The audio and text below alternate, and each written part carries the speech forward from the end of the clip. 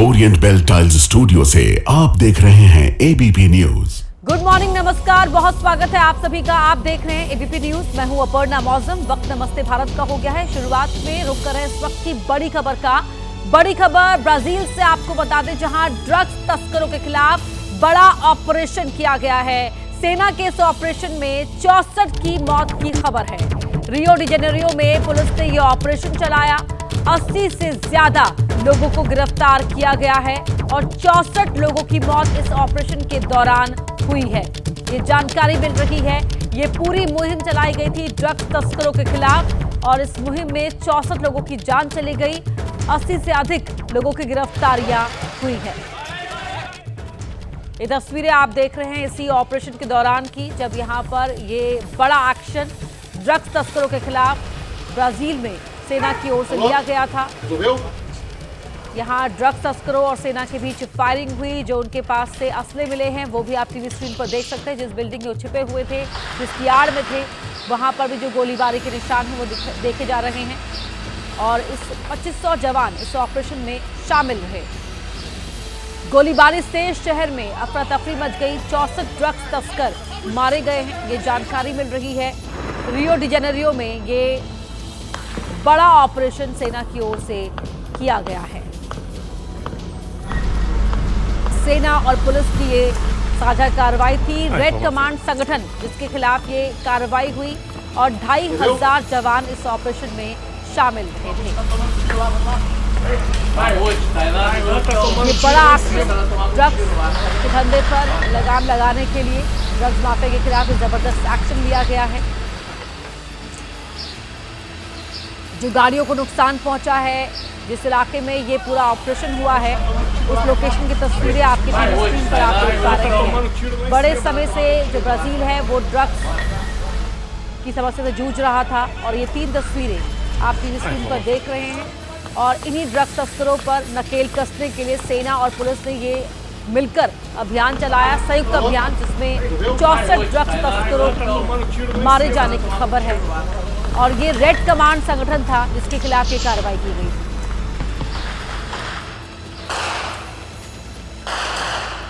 ये ब्राजील के इतिहास की सबसे बड़ी रेड थी। पुलिस ने वहां के कुख्यात ड्रग माफिया को निशाना बनाया। अपराधियों ने भी सुरक्षा कर्मियों से जमकर लोहा लिया। ड्रग माफिया ने ड्रोन से हमला किया। हमले इतने जोरदार थे कि एक साथ कई इमारतों में आग लग गई। आग लगने के बाद वहां एक साथ कई इमारतों से धुएं का गुबार उठता दिखा। जेनेरियो आपराधिक संगठनों का गढ़ माना जाता है। वहां की घनी बस्तियां उनके छिपने का ठिकाना होती हैं। लिहाजा पुलिस और सेना ने उन बस्तियों को अपना निशाना बनाया। चप्पे चप्पे पर सुरक्षा कर्मी तैनात थे और माफिया की तरफ से हो रही फायरिंग का मुंहतोड़ जवाब दे रहे थे। पुलिस ऑपरेशन में कई गाड़ियां जलकर खाक हो गईं। नार्को टेररिज्म यानी संगठित अपराध पर लगाम लगाने के लिए वहां के कुख्यात कमांडो रमलोह गिरोह पर साझा एक्शन हुआ। इस ड्रग सिंडिकेट को रेड कमांड के नाम से भी जाना जाता है। जोखिम भरे ऑपरेशन में कई खूंखार अपराधियों को मारने के साथ साथ पुलिस ने 80 से ज्यादा को गिरफ्तार किया है। पुलिस ने उनके कब्जे से भारी मात्रा में हथियार भी बरामद किए हैं। ये रेड कमांड संगठन था जिसके खिलाफ ये बड़ा एक्शन हुआ है। और देखिए उस संगठन के पास कितने हथियार थे वो आप इस तस्वीर को देखकर अंदाजा लगा सकते हैं। हथियारों से लैस ये ड्रग्स तस्कर रहा करते थे और यही वजह थी कि इन पर नकेल कसने में जो बड़ी चुनौती सामने आ रही थी। लेकिन सेना और पुलिस साथ आए और 2500 जवानों ने ये कार्रवाई की है, जो इस कार्रवाई का हिस्सा रहे हैं। और ये इन जगह से जो असलों की बरामदगी हुई है, जो हथियार मिले हैं, वो आप टीवी स्क्रीन पर देख सकते हैं। हाईटेक राइफल्स इनके पास से मिली हैं। तमाम बंदूकें टीवी स्क्रीन पर आप देख रहे हैं। और इन्हीं हथियारों के दम पर ये ड्रग्स तस्करी के जाल को, नेटवर्क को लगातार बड़ा किए जा रहे थे। ऐसे में 64 ड्रग्स तस्करों को मार गिराया गया है इस ऑपरेशन के दौरान और 80 से अधिक लोगों की गिरफ्तारियां हुई हैं। फायरिंग से पूरे शहर में अफरा तफरी मच गई। भारी मात्रा में जो ड्रग्स भी मिला है यहाँ से और हथियार भी मिले हैं। तो सेना और पुलिस की साझा कार्रवाई में जो कामयाबी मिली है वो आप टीवी स्क्रीन पर देख रहे हैं। 2 तस्वीरें, 64 ड्रग्स तस्करों को मार गिराया गया तस्करों से जो हथियारों की बरामदगी हुई है वो आप देखिए। इतने हथियार, बड़ी संख्या में ये अत्याधुनिक राइफल यहाँ पर मिली हैं। हर तरह के हथियारों से ये ड्रग्स तस्कर लैस थे और इन्हीं हथियारों के दम पर ये अपने नेटवर्क को लगातार एक्सपैंड करने में लगे हुए थे।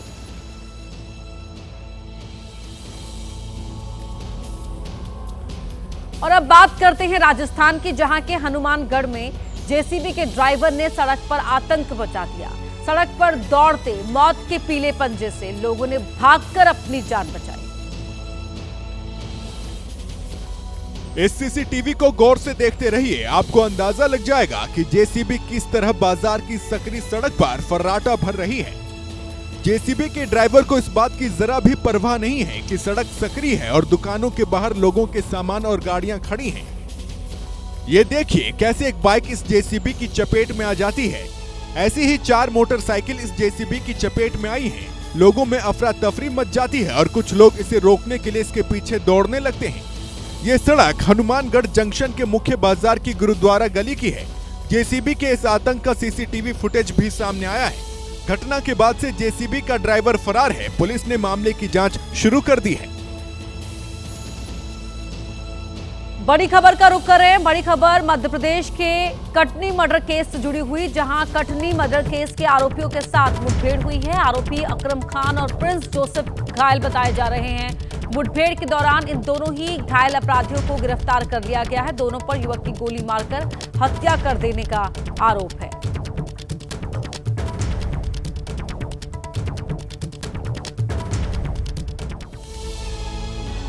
अगली खबर भी मध्य प्रदेश से है, जहां के खरगोन में एक बड़ा हादसा टल गया। यहां एक बस एक पेट्रोल पंप के पास खड़ी थी, लेकिन तभी उसमें अचानक ही आग लग गई। और आग लगने के बाद मौके पर अफरा तफरी का माहौल बन गया। स्थानीय लोगों ने तुरंत पानी डालकर आग बुझाने की कोशिश की, लेकिन जब इससे भी बात नहीं बनी तो फिर दमकल विभाग को खबर दी गई। फायर ब्रिगेड की 2 गाड़ियां मौके पर पहुंची और आग पर काबू पाया गया। हालांकि आग लगने की वजह से बस को काफी नुकसान पहुंचा है। शुरुआती जांच में सामने आया है कि बस की वायरिंग में शॉर्ट सर्किट की वजह से यह आग लगी थी। रात करीब 8:30 बजे ये बस पेट्रोल पंप के पास खड़ी थी कि अचानक बस में आग लग गई। हालांकि बस खाली होने की वजह से किसी तरह की जनहानि नहीं हुई और एक बड़ा हादसा टल गया। बस से धुएं का गुबार उठ रहा था, जिस वजह से सड़क पर कुछ देर के लिए जाम लग गया, जो कि थोड़ी देर बाद फिर से सुचारू हो गया। यूपी की राजधानी लखनऊ में 20 सड़क फायरिंग कांड सामने आया। शहीद पथ पर चलती कार से अंधाधुंध फायरिंग की गई। एक कार को गोली लगी, जिसमें युवक की जान बाल बाल बच गई। यह है राजधानी लखनऊ का शहीद पथ, जिस पर सफेद रंग की यह तेज रफ्तार कार दौड़ती जा रही है। अचानक इस कार से अंधाधुंध फायरिंग होने लगती है। दावा किया जा रहा है कि पुरानी रंजिश में यह गोलीबारी की गई, जिसमें से एक गोली युवक की कार पर लगी और बाल बाल उसकी जान बची। इस गोलीबारी का आरोप ऋतिक पोखाल उर्फ भोला नाम के शख्स पर लगा है। यह घटना दिवाली वाले दिन की बताई जा रही है। आरोप यह भी है कि बीच सड़क फायरिंग के बाद इंस्टाग्राम पर उसकी रील बनाकर डाली गई, जिसमें लिखा गया कि अभी तो यह ट्रेलर था, फिल्म बाकी है। पीड़ित युवक का आरोप है कि ऋतिक लखनऊ में अवैध वसूली का गैंग ऑपरेट करता है और उस पर बिजनौर थाने में कई गंभीर मुकदमे दर्ज हैं। दिल्ली से बड़ी खबर आपको बता रहे हैं, जहां दिल्ली में पुलिस और बदमाशों के बीच मुठभेड़ हुई है। उत्तर पूर्व दिल्ली के उस्मानपुर इलाके में ये मुठभेड़ हुई है। मुठभेड़ में एक बदमाश घायल हो गया। पुलिस ने बदमाश को गिरफ्तार किया है।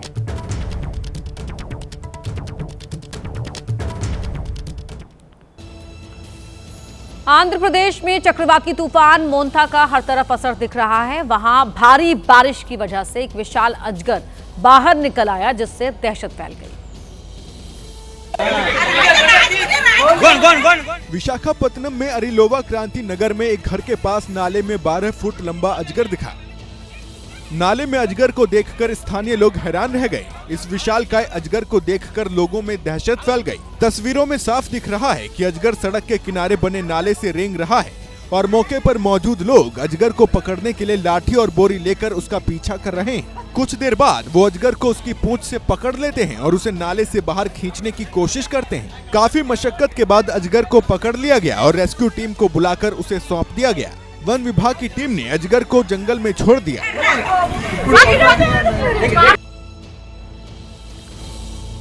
चक्रवाती तूफान मेलिसा ने कैरेबियन देश जमाइका में भीषण तबाही मचाई है। तबाही भी ऐसी कि इसे सदी का सबसे ताकतवर तूफान बताया जा रहा है।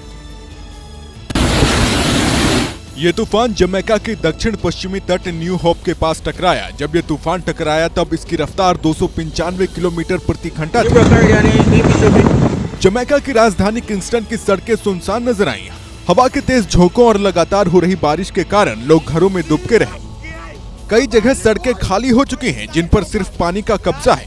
पानी के तेज बहाव की वजह से जमीन का कटान भी हो रहा है, जिसने लोगों के सामने परेशानी खड़ी कर दी है। जमीन का हिस्सा पानी में समा रहा है। कटान की वजह से गाड़ियां भी पानी में बह गईं, जिसके बाद अब वहां मौजूद घरों पर भी खतरा मंडरा रहा है।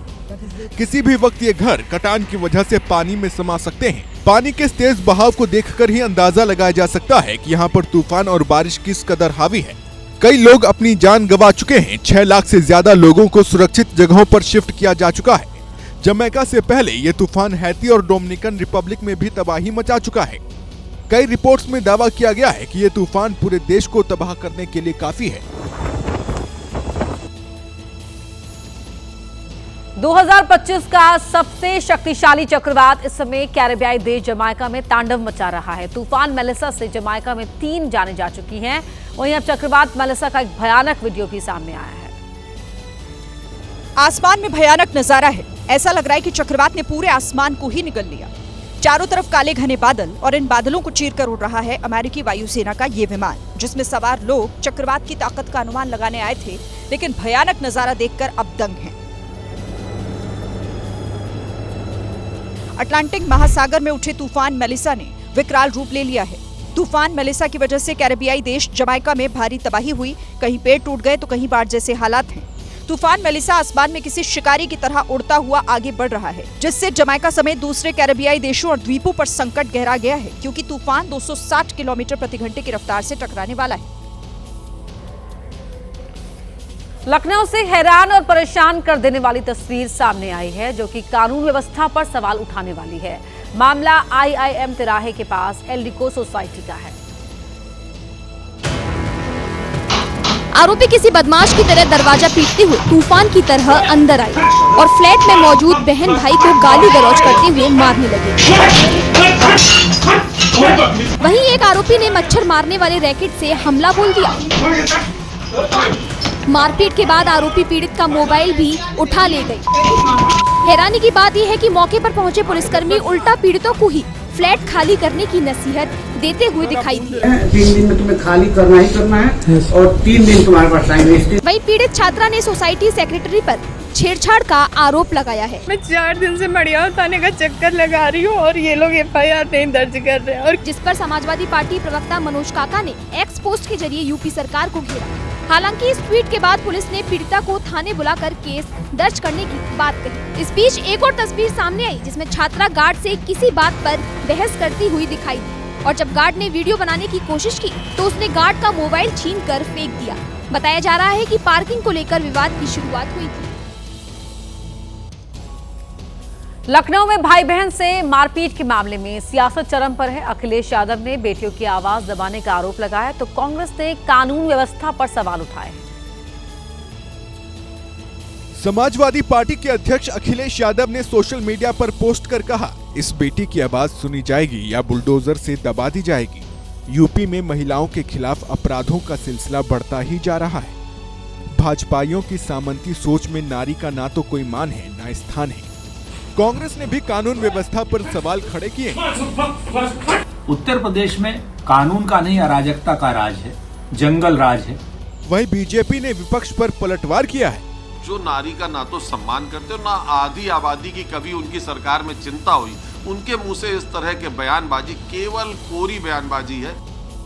बड़ी खबर महाराष्ट्र से, जहां एक बार फिर से किसान आंदोलन देखने को मिल रहा है। अमरावती से नागपुर तक किसानों ने यलगार मार्च निकालने का आह्वान किया गया है। नागपुर की सीमा पर किसानों को रोका गया है। नागपुर में CM के घर की सुरक्षा को बढ़ा दिया गया है। किसानों की कर्ज माफी की मांग है, फसलों के नुकसान की भरपाई की मांग है और इसके अलावा फसलों की एमएसपी में 20% की बढ़ोतरी की भी मांग है। मृत्युंजय हमारे सहयोगी हमारे साथ फोन लाइन पर जुड़ रहे हैं। मृत्युंजय, यलगार मार्च किसानों की ओर से नागपुर में। जी बिल्कुल, देखिए पिछले कुछ महीने में जिस प्रकार से असामयिक बारिश की वजह से किसानों की फसलें बर्बाद हुई और कई बार अति ज्यादा जो मानसून यहाँ पर देखने को मिला कई क्षेत्रों में, उससे फसलें बर्बाद हुई और ये कहीं न कहीं विरोधी पार्टियों को एक मौका मिल गया है किसानों के मुद्दों को उठाने के लिए। और इस प्रहार शक्ति पार्टी जनशक्ति पार्टी है जिसके नेता है पूर्व मंत्री है विधायक बच्चू कडू, उन्होंने ही अपने नेतृत्व में एक पूरा आंदोलन शुरू किया है और कल शाम 5 बजे से लेकर एक जो मुख्य सड़क है नागपुर वर्धा रोड की और रिंग रोड की, उस सड़क पर यह किसानों का मोर्चा वहां पर जमा हो गया है। नागपुर शहर में प्रवेश करना चाहता है लेकिन पुलिस ने वहां पर सुरक्षा बढ़ा दी है, लेकिन हाईवे पर, मुख्य जो हाईवे है वहां पर किसान डटे हुए हैं। बच्चू कडू जो कि नेता है प्रहार जनशक्ति पार्टी के, वो वहां पर डटे हुए हैं और इसकी वजह से न केवल उस नागपुर परिसर में बल्कि महाराष्ट्र से जो बाहर जाने के रास्ते हैं, खास करके तेलंगाना के लिए हैदराबाद जाने वाला रास्ता, नागपुर से जबलपुर वाला जाने का रास्ता या रायपुर जाने वाला रास्ता, ये जो पूरा हाईवे है वो प्रभावित हुआ है। बुरी तरह से जगह जगह पर जाम लगा हुआ है, कई जगह पर कई किलोमीटर का जाम लगा हुआ है। यानी एक प्रकार से फिर से किसानों का एक बड़ा आंदोलन देखने को मिल रहा है। मुख्य मांग यही है कि पिछले महीने जिस प्रकार से भारी बारिश के चलते फसलें बर्बाद हुई तो किसानों की पूर्ण कर्ज माफी की जाए। इसके अलावा एमएसपी बढ़ाने की भी मांग है और अन्य कई मुद्दे हैं जिसको लेकर किसान सड़कों पर उतरे हुए हैं और इसको कहीं न कहीं बल दे रहे हैं प्रहार जनशक्ति पार्टी के नेता बच्चू कडू। और इसीलिए ये मांग प्रबल होती जा रही है और ये भी हमें ध्यान रखना होगा कि अगले महीने से महाराष्ट्र में निकाय चुनाव होने हैं, जिला पंचायत के चुनाव होंगे, नगर पालिका के चुनाव होंगे और फिर अंत में महानगर पालिका के चुनाव होंगे और ये तमाम चुनाव 31 जनवरी से पहले हो जाने हैं। तो इसलिए देखा जाए तो विपक्ष को एक बड़ा मुद्दा भी मिल चुका है, बड़ा मुद्दा बैठे बिठाए मिल गया है। बहुत धन्यवाद मृत्युंजय आपका इस पूरी जानकारी के लिए। बात करते हैं अब मध्य प्रदेश की, जहां की पुलिस गजब है। अब इसे पुलिस की लापरवाही कहें या जानबूझकर की गई गलती, अपने गजब के कारनामों के लिए मुरैना की पुलिस चर्चा में है। कोतवाली इलाके में बाइक सवार राहुल दीक्षित का एक कार सवार चालक से विवाद हो गया, जिसके बाद कार चालक ने अपने साथियों को बुलाकर राहुल दीक्षित की पहले तो बेल्ट और लात घूंसों से जमकर पिटाई की।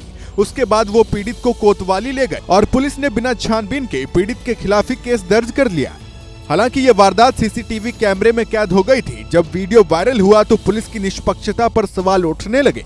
ये इकलौता मामला नहीं है। जिले के सरायछोला इलाके में आगरा इंदौर हाईवे पर कई दबंगों ने मिलकर 2 युवकों की लाठी डंडों से जमकर पिटाई की। इस मामले में पुलिस ने केस दर्ज कर 5 आरोपियों को जेल भेज दिया। हालांकि घटना के 5 दिन बाद वारदात का वीडियो सोशल मीडिया पर वायरल हुआ, जिसमें साफ दिख रहा है कि मारपीट करने वालों में से एक को गोली लगी है।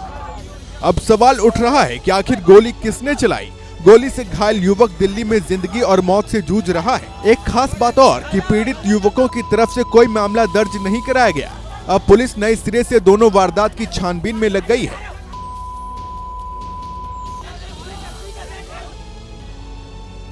अब खबर बिहार के हाजीपुर से, जहां चुनाव प्रचार के दौरान बीजेपी प्रत्याशी को जमकर विरोध का सामना करना पड़ा। वोट मांगने पहुंचे नेताजी से जनता ने हिसाब मांगना शुरू कर दिया।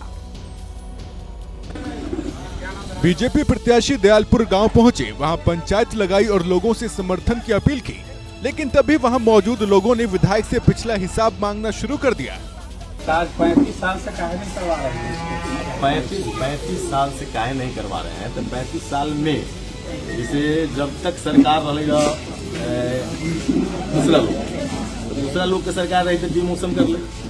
जैसे ही बीजेपी प्रत्याशी अवधेश सिंह का ये जवाब आया, वहां लोगों का पारा गर्म हो गया और फिर उन पर सवालों की झड़ी लग गई। देखते ही देखते विधायक की पंचायत में हंगामा शुरू हो गया। बीजेपी प्रत्याशी का समर्थन करने वाले भी बहस में कूद पड़े, जिसके बाद लोगों में नाराजगी इस कदर भर गई कि विधायक के समर्थक और गांव वालों में तू मैं और नोकझोंक होने लगी।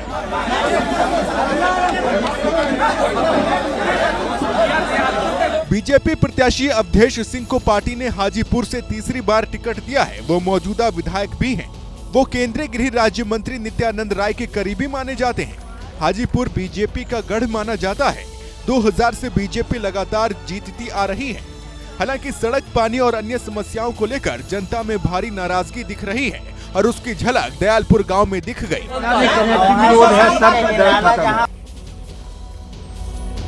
हिमाचल प्रदेश की मंडी में पैराग्लाइडिंग महोत्सव चल रहा है। इसी महोत्सव में एक बड़ा हादसा हो गया। अचानक हवा का रुख बदला और पैराग्लाइडर ऊंचाई से जमीन पर आ गिरा।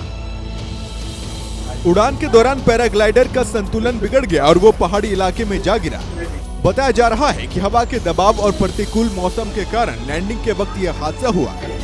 देख सकते हैं कि पैराग्लाइडर ऊंचाई पर उड़ान भर रहा है, लेकिन एकाएक वो ग्लाइडर के साथ नीचे की तरफ बढ़ने लगता है। वहां मौजूद कुछ लोग भी दंग रह गए कि आखिर ग्लाइडर नीचे की तरफ क्यों जा रहा है, क्योंकि जिस तरफ ग्लाइडर जा रहा था वहां क्रैश लैंडिंग का मतलब था जान का खतरा, क्योंकि वो पूरा पहाड़ी इलाका है। गनीमत रही कि पैराग्लाइडर की लैंडिंग एक खेत में हो गई।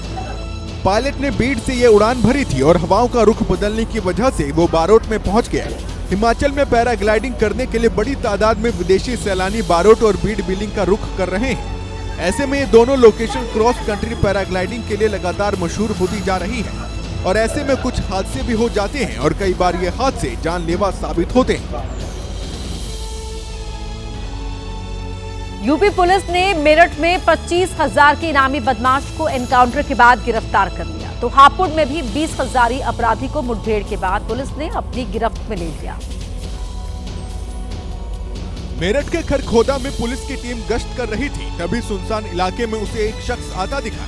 पुलिस को उस पर शक हुआ। पुलिस ने उसे रुकने को कहा, लेकिन उस शख्स ने पुलिस पर ताबड़तोड़ फायरिंग शुरू कर दी। पुलिस की जवाबी फायरिंग में संदिग्ध को गोली लगी। पुलिस तहकीकात में वो हिस्ट्री शीटर आसिफ निकला, जिसे पुलिस ने गिरफ्तार कर लिया। आसिफ के खिलाफ अलग अलग थानों में कई गंभीर मुकदमे दर्ज हैं और उस पर पुलिस ने 25,000 का इनाम घोषित कर रखा था। वहीं हापुड़ के बहादुरगढ़ में भी पुलिस को कामयाबी मिली। पलवाड़ा राजवाहे पर पुलिस चेकिंग कर रही थी, तब स्कूटी सवार युवक आता दिखा, जिसे पुलिस ने रोकने की कोशिश की तो उसने पुलिस पर फायरिंग कर दी। जवाबी कार्रवाई में पुलिस ने भी गोलियां चलाई, जिसमें एक गोली युवक के पैर में लगी। इसके बाद पुलिस ने युवक को दबोच लिया। पूछताछ के दौरान युवक ने अपना नाम अनीस अहमद बताया। उसके खिलाफ बिजनौर और हापुड़ में 1 दर्जन से ज्यादा केस दर्ज हैं। पुलिस की गिरफ्त में आते ही अनीस हाथ जोड़कर माफी मांगता नजर आया।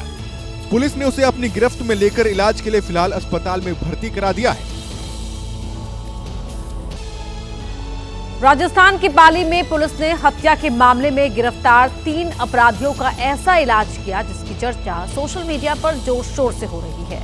वहीं पुलिस पर भी सवाल उठ रहे हैं। पुलिस ने ढोल बजवाए, तीनों क्रिमिनल को हाथ में हथकड़ी पहनाई, फिर हाथ जोड़कर माफी मांगते हुए तीनों अपराधियों का पूरे शहर में जुलूस निकाला। पूरे रास्ते भर तीनों अपराधी हाथ जोड़े रहे, लंगड़ा कर चलते रहे और पीछे चलते रहे तमाम पुलिसकर्मी। ये तीनों अपराधी 24 अक्टूबर को गुजरात से घर आए जितेंद्र मेघवाल की हत्या के आरोपी हैं। वहीं जुलूस के जरिए पुलिस ने संदेश देने की कोशिश की कि अपराध वालों को पुलिस बख्शेगी नहीं। हालांकि पुलिस के इस कदम पर अब सवाल भी उठ रहे हैं। पूछा जा रहा है कि क्या बिना किसी सुनवाई के किसी को दोषी ठहराया जा सकता है? यूपी की राजधानी लखनऊ में एक पत्नी ने अपने प्रेमी के साथ मिलकर अपने पति का कत्ल कर दिया। पुलिस ने सनसनीखेज वारदात का खुलासा करते हुए आरोपी पत्नी और उसके प्रेमी को अरेस्ट कर लिया है। सबसे ज्यादा हैरान करने वाली बात तो ये है कि आरोपी मृतक प्रदीप का ही दोस्त था, जो अक्सर उसके घर आता जाता था। इसी दौरान उसकी मुलाकात प्रदीप की पत्नी ज्योति से हो गई। ज्योति की शादी भले ही प्रदीप से हुई थी, लेकिन वो बच्चा लाल की ज्यादा नजदीक होते चली गई। प्रदीप शराब पीने का आदी था और ज्योति को यही बात पसंद नहीं थी। इधर ज्योति और बच्चा लाल अब साथ जीने मरने की कसम खा चुके थे, लेकिन प्रदीप उन दोनों की मोहब्बत में अड़ंगे डाल रहा था। लिहाजा दोनों ने प्रदीप को रास्ते से हटाने की खौफनाक साजिश रच डाली। प्लान के मुताबिक बच्चा लाल ने पहले प्रदीप को खूब शराब पिलाई और बाद में किसान पथ के पास गोली मार दी। पुलिस को पहले हादसे का शक था, लेकिन जैसे जैसे जांच आगे बढ़ी तो पूरा मामला हत्याकांड में बदल गया। पुलिस ने अब तक 2 लोगों की अरेस्टिंग की है। इसमें पत्नी और पत्नी का एक प्रेमी, इन 2 लोगों का षड्यंत्र बनाने में और उसे मारने में इन्वॉल्वमेंट थी। इन दोनों को पुलिस ने अब तक गिरफ्तार किया है। बहरहाल पुलिस ने कत्ल में इस्तेमाल किया गया अवैध तमंचा बरामद कर लिया है और दोनों को सलाखों के पीछे भेज दिया है। रेलवे प्लेटफॉर्म पर बार बार आगाह किया जाता है कि चलती ट्रेन में चढ़ना जानलेवा हो सकता है। बिहार के रोहतास से कुछ ऐसी तस्वीर सामने आई। यहां चलती ट्रेन में चढ़ने की कोशिश एक महिला को भारी पड़ गई। आराम से प्लेटफॉर्म और पटरियों के बीच नजर आ रही महिला सियालदह योगनगरी एक्सप्रेस को पकड़ने की कोशिश कर रही थी, तभी उसका संतुलन बिगड़ा और नीचे जा गिरी। वो तो गनीमत रही कि जैसे ही महिला गिरी, लोको पायलट ने ट्रेन रोक दी और मौके पर पहुंचे जीआरपी के जवानों ने महिला को सुरक्षित बाहर निकाल लिया। महिला को ज्यादा चोट नहीं आई है, उसने इलाज से भी इनकार कर दिया है और वो ट्रेन से वाराणसी रवाना हो गई। महिला का नाम माया मांझी बताया जा रहा है, जो रोहतास रेलवे स्टेशन पर ट्रेन रुकने पर कुछ खरीदने उतरी थी, लेकिन ट्रेन चलने पर वो दौड़कर पकड़ने की कोशिश कर रही थी। आपने पालतू कुत्तों के गले में कपड़े या फिर चमड़े का पट्टा देखा होगा, लेकिन आज हम आपको एक ऐसे डॉग से मिलवाने जा रहे हैं जो गले में पूरे 5 तोले की सोने की चेन पहनता है। नाम है टाइसन। जब आसमान छूती कीमतों के चलते सोना खरीदना आम आदमी के लिए मुश्किल हो गया है, तब 5 तोला सोने की चेन पहने टाइसन की तस्वीरें सोशल मीडिया में चर्चा का विषय बनी हुई हैं। तस्वीरें उन्नाव के आदर्श नगर में मौजूद ज्वेलरी शॉप की हैं, जिसकी रखवाली की जिम्मेदारी टाइसन करता है। वो पूरा दिन दुकान पर मुस्तैद रहता है, उसकी मर्जी के बिना कोई दुकान में घुस भी नहीं सकता। हालांकि दुकान के मालिक कृपाशंकर के मुताबिक टाइसन के गले में पड़ी चेन सोने की नहीं बल्कि आर्टिफिशियल है।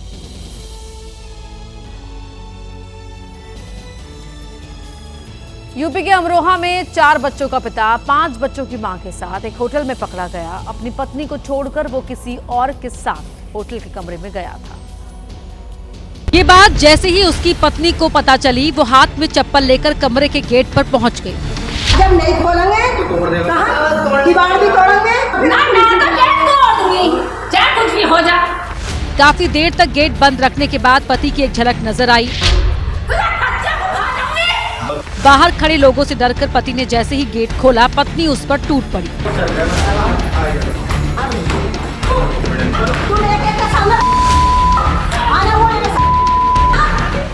होटल में साथ आई 5 बच्चों की मां भी मौका देखकर उसी व्यक्ति को गलत ठहराने की कोशिश में थी। बताया गया कि मौका देखकर पति वहां से भाग गया था। पंजाब के फिरोजपुर में नई कार में रफ्तार का शौक 2 युवकों को भारी पड़ गया। तेज रफ्तार की वजह से स्कॉर्पियो का संतुलन बिगड़ गया और जोरदार टक्कर के बाद स्कॉर्पियो पलट गई। हादसे में कार में सवार दोनों ही युवक घायल हो गए।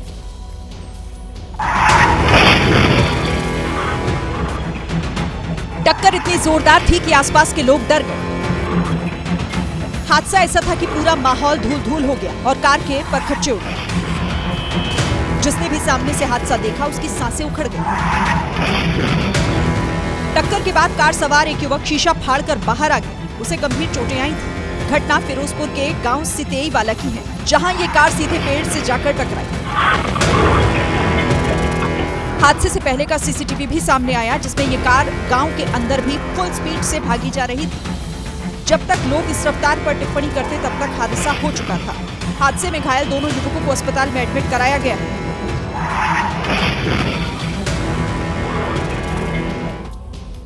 यूपी के बस्ती की बात करते हैं, जहां एक चिंगारी ने पूरी दुकान को जलाकर राख कर डाला। कबाड़ दुकान में आग इतनी तेजी से फैली कि दुकानदार को आग बुझाने का मौका तक नहीं मिला।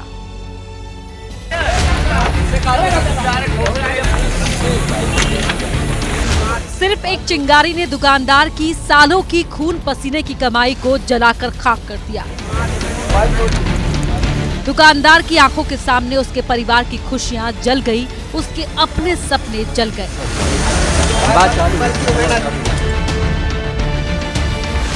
पाई जोड़कर दुकानदार ने अपनी दुकान खड़ी की थी, लेकिन आग की प्रचंड लपटों ने शायद दुकानदार पर तरस नहीं खाया।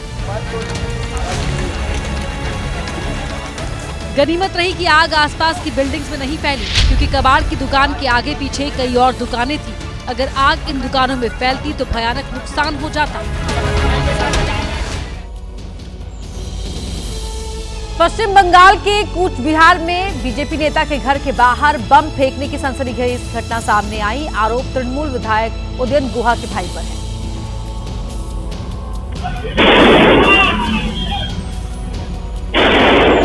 सीसीटीवी में दिखाई दिया कि कुछ लोग बीजेपी नेता के घर के बाहर एक के बाद एक 2 बम मारकर ब्लास्ट करते हैं। हुड़दंगी यही नहीं रुकते।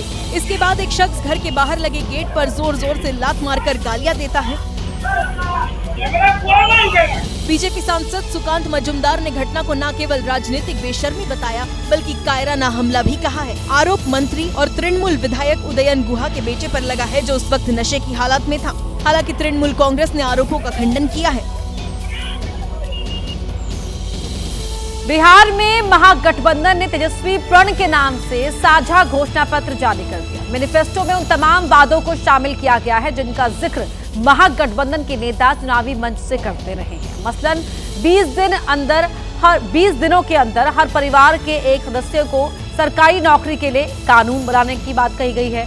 20 महीने के भीतर सरकारी नौकरी देने के लिए प्रक्रिया शुरू करने की बात कही गई है। सभी जीविका दीदी को नियमित करने और वेतन 30,000 करने का वादा भी घोषणा पत्र में शामिल किया गया है।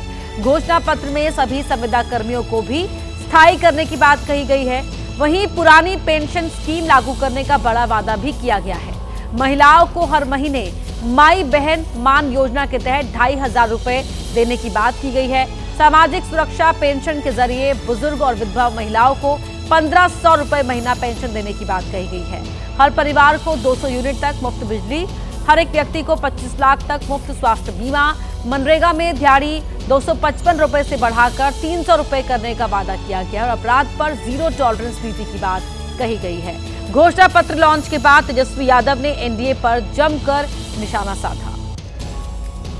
उनके पास विजन नहीं है, यानी साफ तौर पे हम कह सकते हैं कि एनडीए में जो लोग हैं वो सब विजनलेस लोग बैठे हुए हैं और आपस में लगता है सब कुछ ठीक ठाक नहीं। हम लोगों को बिहार बनाने का काम करना है, उनको केवल बिहार कब्जाने का काम करना है।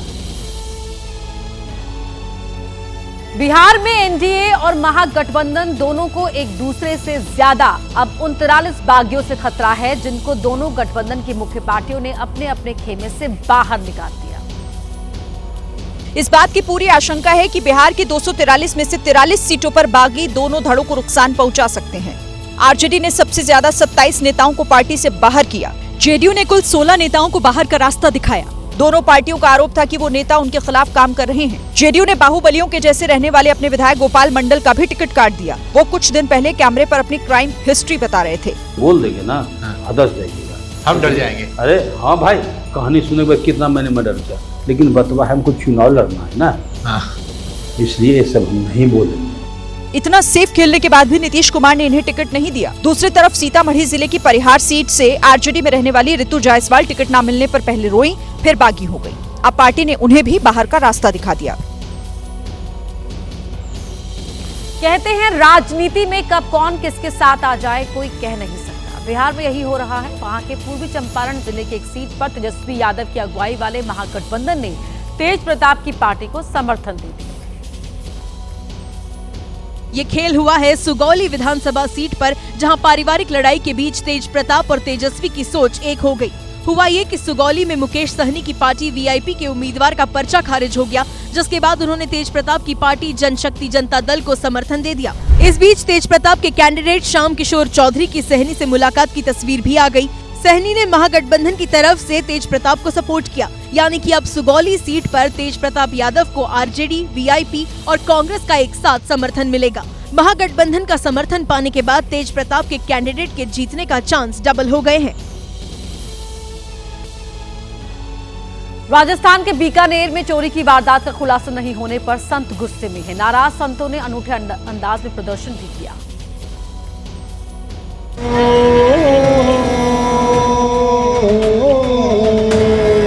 मुंह में अंगारे रखे धधकती आग पर नृत्य किया। इस तस्वीर को देखने वालों के रोंगटे खड़े हो गए। तस्वीर राजस्थान के बीकानेर की है, जहां 2.5 साल पहले जसनाथ मंदिर में चोरी हुई थी।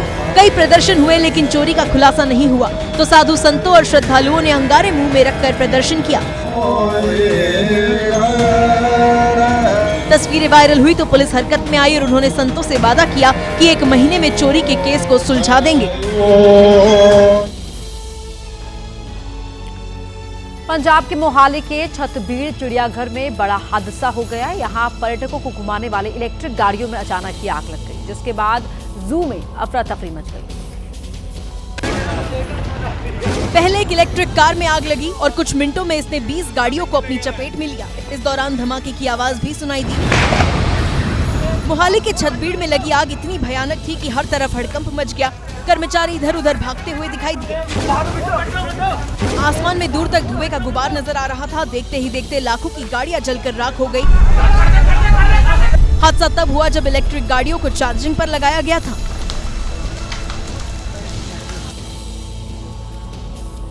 देश में एसआईआर के दूसरे चरण के लागू होने के साथ ही उत्तर प्रदेश में समाजवादी पार्टी एक्टिव हो गई है। पार्टी अध्यक्ष अखिलेश यादव ने एक्स पर पोस्ट कर अपनी रणनीति साफ कर दी।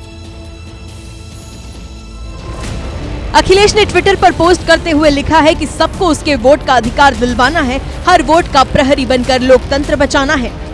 इसी के साथ ही समाजवादी पार्टी ने एसआईआर पीडीए प्रहरी की नियुक्तियां शुरू कर दी है। पार्टी हर सेक्टर और बूथ स्तर पर एसआईआर पीडीए प्रहरी बनाएगी, जिसकी मॉनिटरिंग खुद अखिलेश कर रहे हैं। इससे पहले मैनपुरी से एसपी सांसद डिंपल यादव ने कहा कि एसआईआर कराने के पीछे सरकार की मंशा क्लियर नहीं है। सवाल तो ये है कि आखिर मंशा क्या है? एसआईआर कराने की पीछे सरकार की मंशा क्लियर नहीं है और सरकार पूरी तरह से जो डेमोक्रेटिक सेटअप है भारत का, वो कहीं ना कहीं उसको क्षति पहुंचाने की कोशिश कर रही है। हालांकि यूपी में साल 2027 में विधानसभा चुनाव होने हैं, लेकिन समाजवादी पार्टी लंबे समय से मतदाता सूचियों से वोटर्स के नाम काटने को लेकर चुनाव आयोग पर सवाल उठा रही है।